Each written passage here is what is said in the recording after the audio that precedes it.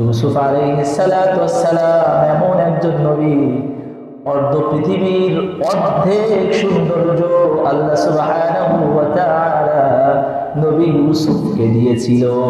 সুবহানাল্লাহ, দুনিয়ার সমগ্র পৃথিবীর অর্ধেক সৌন্দর্য আল্লাহ সুবহানাহু ওয়া তাআলা পয়গম্বর ইউসুফ আলাইহিস সালাতু ওয়াস সালামকে দিয়েছিল।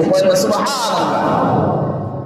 ইউসুফ আলাইহিস সালাতু ওয়াস সালামের সঙ্গে জুলাইখার যে প্রেম, জুলাইখাকে এলাকার মধ্যে বড় বড় দামি দামি সম্ভ্রান্ত পরিবারের মহিলারা বলে, জুলাইখা তুমি ইউসুফকে কি দেখে পাগল করা হয়ে গেলে? জুলাইখা প্রমাণ করার জন্য সকল মহিলাদেরকে দাওয়াত করলো, একটা ছুরি দিল, একটা ফল দিল, ফল কাটার কথা বলল।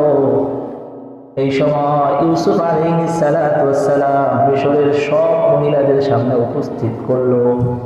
মহিলারা ফল কাটা বাদ দিয়ে নিজেদের অজান্তে কখন আঙ্গুল কেটে ফেলেছে তাদের কোনো খবর ছিল না। সুবহানাল্লাহ। আম্মা জান আয়েশা রাদিয়াল্লাহু তাআলা আনহা বলেন, ইউসুফকে দেখে মিশরের মহিলারা আঙ্গুল কেটেছিল। তারা যদি আমার নবী মুহাম্মদকে দেখতো তারা তাদের কলিজা কেটে ফেলতো। আল্লাহু আকবার।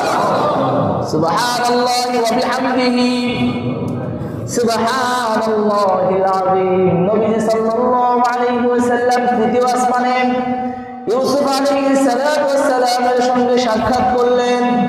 চতুর্থ আসমানে ইদ্রিস আলাইহিস সালাতু ওয়াস সালামের সঙ্গে সাক্ষাৎ করলেন। পঞ্চম আসমানে হারুন আলাইহিস সালাতু ওয়াস সালামের সঙ্গে সাক্ষাৎ করলেন। ষষ্ঠ আসমানে মূসা আলাইহিস সালাতু ওয়াস সালামের সঙ্গে সাক্ষাৎ করলেন। মূসা আলাইহিস সালাতু ওয়াস সালাম রাসূলকে দেখে কেঁদে দিয়েছেন। কিরে আপনি ক্রন্দন করছেন কেন?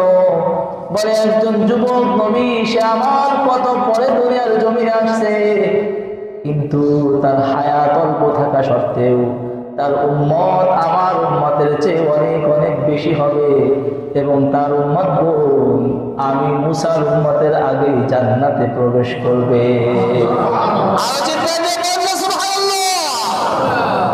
আমাদের নবীর উম্মতের